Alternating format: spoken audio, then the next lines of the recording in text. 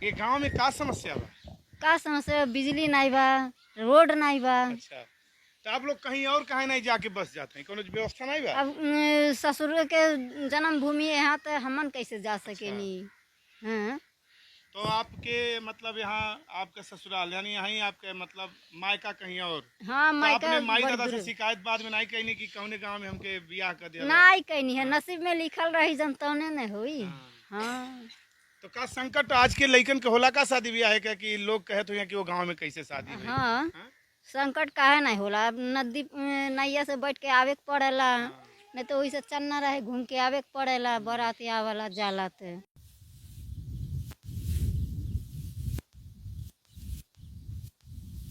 नमस्कार, हमार नाम बा शंभू शरण। आप देखल शुरू कर दिले बानी भोजपुरी न्यूज टाइम। अब हमें एक ऐसने गांव में पहुंचे के बा जौने गांव में आज़ादी के 8 दशक बाद भी कौनो सुविधा नहीं खे।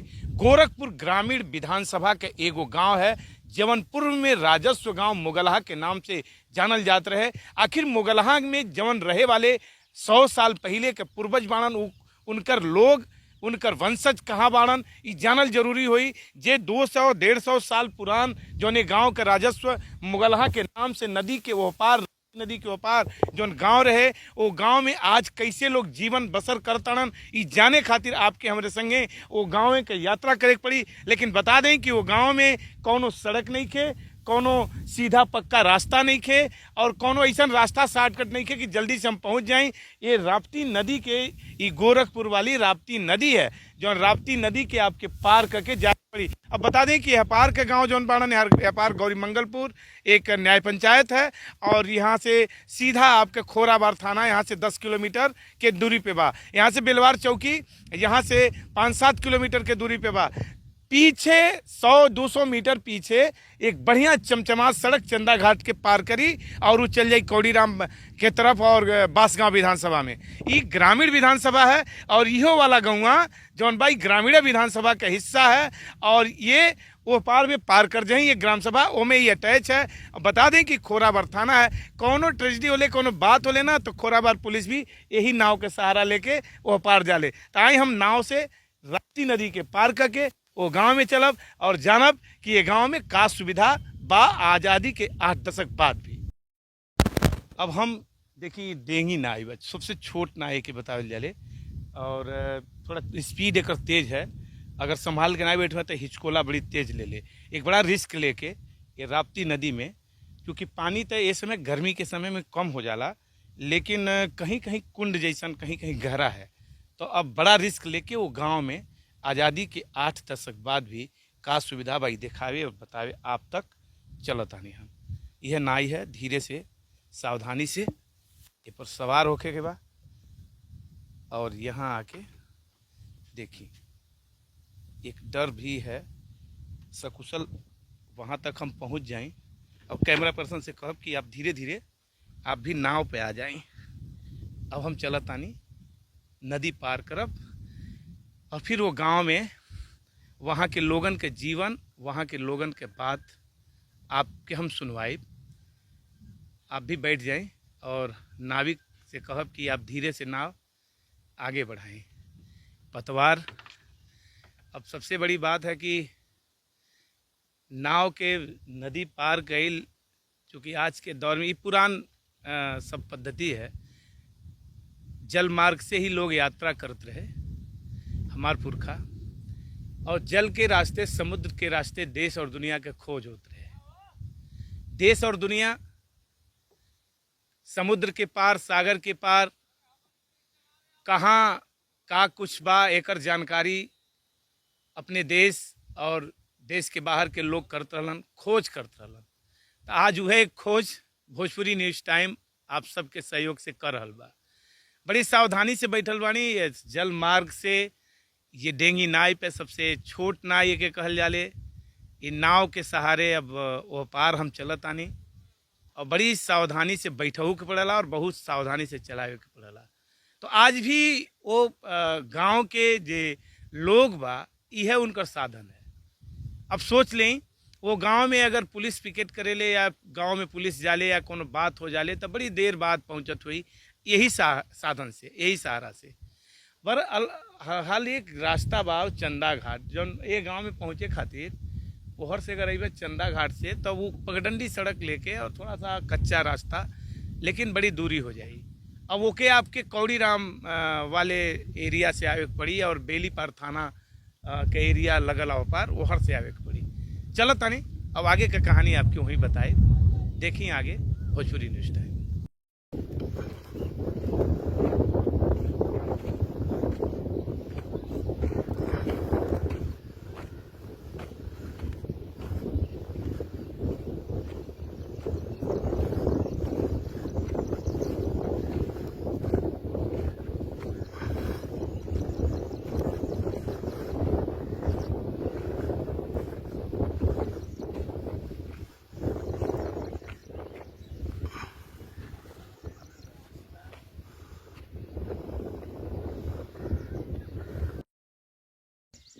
अब बड़ी मुश्किल के बाद, काफ़ी कठिनाई के बाद मुगलहा में हम पहुंच गए। अब देखिए यहाँ के गांव, यहाँ के घर, लोगन के यहाँ समस्या, हमारे साथ तमाम यहाँ मुगलहा के लोग बाड़न, युवा बाड़न, लड़के बाड़न, सबके समस्या जान जाई। लेकिन आवल जा पहले देखल जा कि एक घर जैसे देखिए कितने सुंदर तरीके से यहाँ पे लोग रहत और समस्या बहुत गंभीर बा यहाँ पे।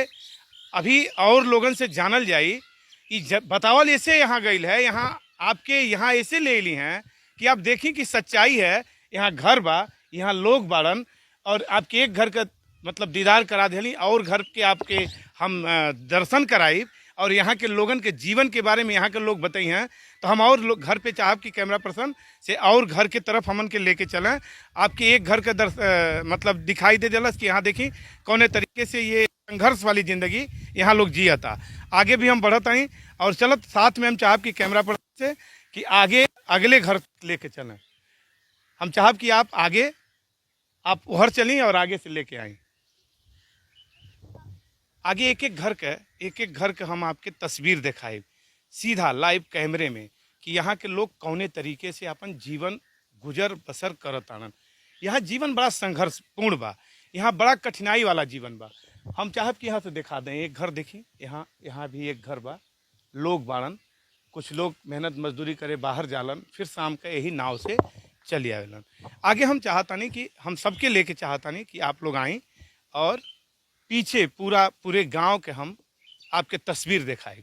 पूरा गांव कौने तरीके से लोग यहाँ रहताड़न, यहाँ के लड़के कैसे रहताड़न, यहाँ भी देखिए, यहाँ भी लोग एक एक घर के तस्वीर आपके हम दिखाए कि कौने तरीके से लोग यहाँ रहताड़न।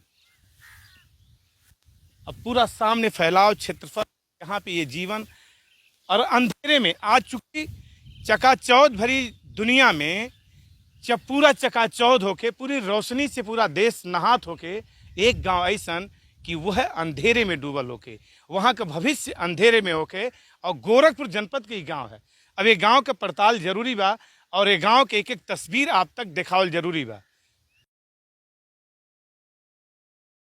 हम आगे बढ़तानी यही तस्वीर के और कुछ लेके कि यहाँ के लोग कितना कठिनाईपूर्ण तरीके से जियता है। जल का समस्या, पानी का समस्या, बिजली है ये नहीं खे, यहाँ हर चीज़ का किल्लत। अब देखिए यहाँ पे जैसे स्किल इंडिया स्किल डेवलपमेंट वाली कहानी आपके चूल्ह पे देखी रोटी एक बहन बनावत यारी और ये साफ साफ तस्वीर आपके दिखाई दी। चाची यही गांव में घर है आपको क्या? हाँ। ये गांव में का समस्या बा? का समस्या? बिजली नहीं बा, रोड नहीं बा। अच्छा, तो आप लोग कहीं और कहीं नहीं जाके बस जाते हैं, कोनो व्यवस्था नहीं बा? अब ससुर के जन्मभूमि यहाँ तो हमन कैसे जा सकेनी? हाँ।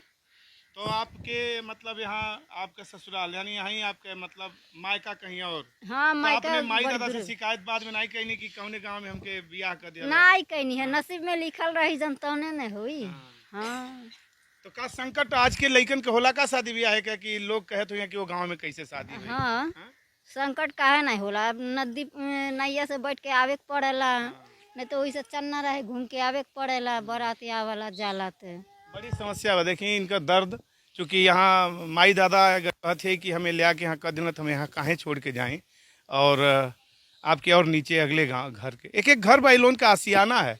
अब देखिए आसियाना जो ने कहीं कि बसवारी कहल जाता है, घन बसवरिया, पीपल, पाकर, पातर पातर खोरी रे बड़ा निक लागे आपन गौआ मोरी गोरी रे, ई गाना चलत रहे पहले। और देखी बसवारी के नीचे छाँव आनंद, लोगन के आसियाना, लोगन के घर द्वार, लोगन के जिंदगी बड़े अमन चैन से, और यही अमन के लोग छोड़न। लेकिन सरकार सिस्टम सब लोग के चाहिए कि ये लोगन के भी कुछ व्यवस्था दे, स्किल डेवलपमेंट खातिर, इनके बढ़े खातिर, इनके अब चूंकि इनके भविष्य के छोट छोट लइकन के भविष्य, ये लड़के आखिर कैसे स्कूले जाते हैं, न कोनो बस न कोनो स्कूल है गाँव में, अब दूर कर जहीं जाए खोत हुई तो ये लड़के पैदल कैसे जाए, यहाँ पढ़े जाला बाबू? का नाम बा तुम्हार? का नाम बा? नाम बा राज स्कूले नहीं जाला? तुम्हार का नाम बा? सुबोध तू स्कूले जाला कहीं? नहीं नहीं जाला? तुम बोलो बेटा, का नाम है? आ का नाम? रोशनिया रोशनिया। रोशनी की रोशनिया? रोशु नाम रोशनी, लेकिन गांव में अंधेरा। बड़ी समस्या है, लोगन के दर्द जानल जाए और आगे बढ़त है। काट दीजिए। आप अंदाजा लगा ले हो ये गांव में अइले के बाद, ये गांव के तस्वीर के देखले के बाद, आज पूरी मीडिया लावी का देखावत या एकर कोनो मतलब नहीं है। लेकिन आज भोजपुरी न्यूज़ टाइम एक गांव के पड़ताल कैलस, एक गांव में आके आपके वो गांव के हकीकत देखौलस। आखिर एक लोगन के कसूर का बा। ये गांव में लगभग 25 से 30 घर बा, ऐसा 25 से 30 घर बा, और 25 से 30 घर में लोग रहत हुए, कोनो घर में 5, कोनो 10, कोनो 20। अब अंदाजा लगा लें कि ये घर में कितना लोग रहता। और ये घर के लोगन के ग्राम सभा जोने के कहल जाए पार कर जाई नदिया के वो पार बा। ये लोग जब वोट देवे के होला तो वहाँ जालें। यहाँ जब कोनो बात होले तो वहर से लोग नाव उतर के आवेलन, और यहाँ कोनो अचानक से केहू के दुख तकलीफ हो जा तो हॉस्पिटल ले जाए खातिर भी मुश्किल होला। ये गांव के तस्वीर आप देखिए, ये गांव के लोग से भी हम जानब। यहाँ गांव के आपके का नाम बा चाचा? ब्रिजलाल। ब्रिजलाल।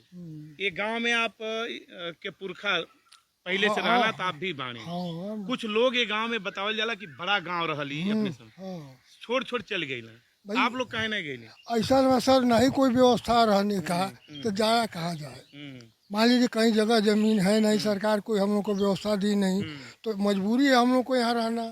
सारे जगह विकास हो गई, बड़ी तेजी से काम होता। आपके यहाँ आप लोग अपने मांग के केहू के लगे लेके गईली कि नहीं गईली, कि केहू सुनबे नहीं करता? का समस्या? नहीं कोई नहीं, कहने का मतलब मांग तो सभी लोगों से किया जाता है, लेकिन कोई सुना ही नहीं। कोई सरकार कोई मदद नहीं करती है, कोई देती नहीं है, न पानी की व्यवस्था, न रोड की व्यवस्था, न बिजली की व्यवस्था। हर समस्या है। आपके यहाँ आप लोग के भविष्य चूंकि बचपना ऐसे बीतल हुई और फिर युवा अवस्था तक आ गई आप लोग। का नाम बा? राकेश यादव। तो राकेश बाबू, आप के गांव में जो मूलभूत समस्या बा, जो समस्या दिखता, वो समस्या के कहीं आप लोग पोर्टल पे कहीं सीएम से मांग, कहीं केहू और बड़े अधिकारी से आप लोग अपने बात के कहीं नहीं? बात हुआ था बहुत पहले, कुछ सुनवाई नहीं हुआ। सुनवाई नहीं। नहीं। का जरूरत बा इस समय? का मांग बहुत प्रायोरिटी में बा? इस समय बिजली की जरूरत है और रोड का जरूरत है। बिजली और रोड। हम्म। बिजली और रोड। चाचा आप बताएं, का नाम बा? अशोक यादव। अशोक जी, तो आपके ये लइकन के जौन भविष्य बा अंधेरे में बा, फिर आप लोगन के कोनो व्यवस्था संघर्ष तो बहुत बा, कोनो व्यवस्था और जगह लेके बनौले के नहीं बनल? अब यही सब रह गए, यही जखन यही अपन अच्छा बितावा लगला, था। यही अच्छा लगल। हमन अच्छन बा यहाँ। आपका का नाम बा? उदय भान यादव। आपके का मांग बा लोगन के? कोई लाइट चाहिए, बिजली चाहिए, पानी और आवाज आप लोग उठौले नहीं? हम लोग आवाज उठाए थे पर कोई सुनवाई नहीं हुआ। अच्छा, कब यहाँ नेता लोग आए हैं? जब यहाँ का चुनाव आता है तब आते हैं, वोटिंग के लिए आते हैं, उसके बाद किसी का पता नहीं चलता है। वोटिंग में सब पार्टी के नेता हाँ आवेला? आते हैं। एकर मतलब वोटिंग में सब पार्टी के नेता हैं आवेला, तो ई बतिया सबके मालूम भी बा कि एक गांव ऐसनो बा। ऐसा नया बात नहीं है कि हम पहली बार बतावत हैं। अगर चुनाव के राजनेता लोग अपने मैनिफेस्टो में बतावत हैं कि हम ही विकास करब, तो ये चुनाव में सबके मालूम बा कि गौवा बा। ओकर बाद यहाँ के अगल बगल के जो भी कोई बाजार, मोहनापुर, गौर बरसाइत पार कर जाए, ढोलबजवा, नौवा और कर जाए, इसके अगल बगल जो भी गांव है सबको मालूम है कि वहाँ पे गांव है। लेकिन कोई ये नहीं कहता है कि वहाँ पे भी जाने के लिए कोई रास्ता, कोई बिजली, कोई कुछ भी नहीं कहता है। हम लोग मांग करते हैं, जाते हैं, और जाने के बाद कुछ भी कोई बताता नहीं है। बोलता है हाँ हो जाएगा, उसके बाद कोई सुनवाई नहीं होता है। चाचा बहुत अनुभवी बने थे चाचा का नाम है? रामूरत। रामूरत निषाद। हाँ तो नाव चला के जीवन चलावे लिया। हाँ नावे वो से आवल जाला, रास्ता वास्ता है नहीं है, बिजली उजली नहीं है। सबसे ज्यादा के मतलब के कौन बिरादरी के लोग हैं? यहाँ दोनों बराबर है, बाणा निषाद ज्यादा बाणा। हाँ प्रेम दोनों में रहेला। हाँ प्रेम रहा। अच्छा, निषाद यादव में बड़ा प्रेम रहा। हाँ हमन से लेकिन राजनीतिक गलियारे में बड़ा हलचल बा निषाद और यादव। अरे ये तो ताश है रहते हमन तो आप यही लोग बड़े प्रेम से रहे। प्रेम से रहल जाला। आई झगड़वा सब नेता लगावेला। हाँ नेता लदावे न आवे सब रहल नहीं जाला। यहाँ बाबा भी आते भूजा देले बाणा ठोतर पे। आप लोगन खातिर यानी महाराज जी भी आयल बने। हाँ तो आप लोग एक बार जब मुख्यमंत्री बनला तो एक बार जाए के चाहत रहल, पूरा दल बना के उनके मंदिर पे बाणी उनसे मंदिर पर जाइल बाणी। अच्छा। ये तादत देहले बाणी सबे। कि हमन के सुविधा दिहल जाए। हाँ लेकिन कोई नहीं, आपस तो देखना सब। चुनाव में नेता लोग आवे हैं। हाँ चुनाव में आवे ना। कौन कौन नेता है आयल बने? यहाँ आयल बाणा निषाद पार्टी थे और विजय बहादुर तो हरदम जबले सत्ता में रहना तबले आवत रहना। अच्छा। उनकर भाई भी आयल बाणा। अच्छा, ये हाँ आयल बने। वैसे तो बहुत जने आवत जात रही हैं, लेकिन ये लोग आयल हैं। आप सामाजिक आदमी हैं, तो का लगता है आपके गांव में बिजली नहीं है, सड़क नहीं है, ये लइकन खातिर स्कूल नहीं है, का लगता है कैसे होई? हमारा नाम राकेश यादव है। यहाँ ग्राम पूर्वजों का बना हुआ मोगलाहा ग्राम सभा मोगलाहा था पूर्वजों से, अब पार करजही में अटैच हो गया है। और यहाँ की मांग हम करते हैं, यहाँ के गरीबों को देख के मांग करते हैं कि यहाँ बिजली की समस्या, रोड की समस्या, पानी की समस्या, यहाँ के बच्चे पढ़ नहीं पाते हैं, लिख नहीं पाते हैं, वो टाइम से खाना नहीं पका पाते हैं। ये यहाँ बहुत समस्या है। नेता लोग आते हैं झांसा देकर चले जाते हैं, प्रधान लोग आते हैं झांसा देकर चले जाते हैं, मैं ये कर दूंगा वो कर दूंगा। कुछ कोई प्रधान विकास यहाँ नहीं किया, चाहे वर्तमान हो चाहे पूर्व हो, चाहे कोई प्रधान नहीं काम किया। और यहाँ कोई भी नेता आया झांसा देकर चला गया, यहाँ कोई विकास नहीं है। विकास चाहते हैं बस। अच्छा, विकास हमारे हिसाब से जैसे आप बताओ तानी एक संदेश ये वीडियो के माध्यम से हमारे अधिकारी तक जाए। हमें जहाँ तक नज़दीकी लगता है ये गांव के कनेक्ट कैले का एक सुझाव बा आइजे आप सबसे की तरफ से कि चूँकि यहाँ एक गांव करजही बा 200-300 मीटर से ऊपर हुई, 1 किलोमीटर हुई, वहाँ भी पगडंडिये बा, ओकरे आगे फिर कतरारी बेला अइमा उ बास गांव विधानसभा का एरिया है। लेकिन सामने एक ठोकर लगल बा जौन गौरीमंगलपुर न्याय पंचायत वाले मेन रोड से बा। हम कहते हैं कि बड़ा पुल न मिल पावे, एक पतला झुलता पुल जैसे तमाम ऐसने जगह पे नदी में बनल बाणे, ऐसन पिलर लगावल जा जौन लइके पैदल निकल के रोड पे जा और वहाँ से कनेक्ट हो जा और वो कनेक्ट होके कौनो स्कूल में जाके अच्छी पढ़ाई करें। आप देखते हैं पूरा लइके इनका भविष्य अंधेरा में बा।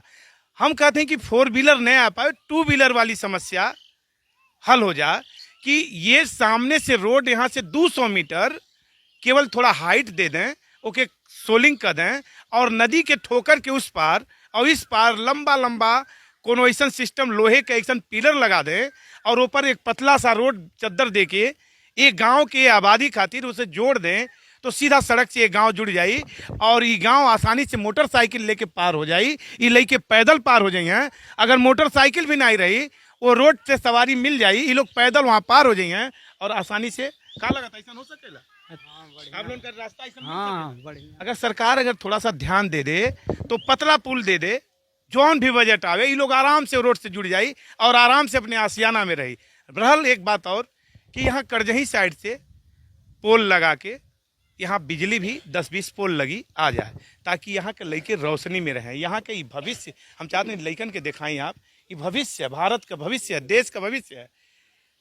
ये भविष्य के जिंदगी समझ जाई और यहाँ घर घर में रोशनी आ जाई तो भारत, उदय भारत और उत्थान वाले भारत का हम चर्चा करब। ये सब सुझाव के साथ वीडियो आपके अच्छा लगे तो शेयर करब और चाहता नहीं कि वीडियो अधिक से अधिक हमारे तमाम लोगन के पास जा ताकि यहाँ के लोगन के एक अच्छी ज़िंदगी मिल जाए, एक अच्छा जल का सुविधा हो जाए, पानी की सुविधा हो जाए, सड़क का सुविधा हो जाए और कनेक्टिविटी शहर से हो जाए ताकि यह ज़िंदगी आज चकाचौंध में जिए। आप सब के वीडियो भेजता नहीं। कैमरा पर्सन राकेश संग हम समूह देखते रहें भोजपुरी न्यूज़ टाइम।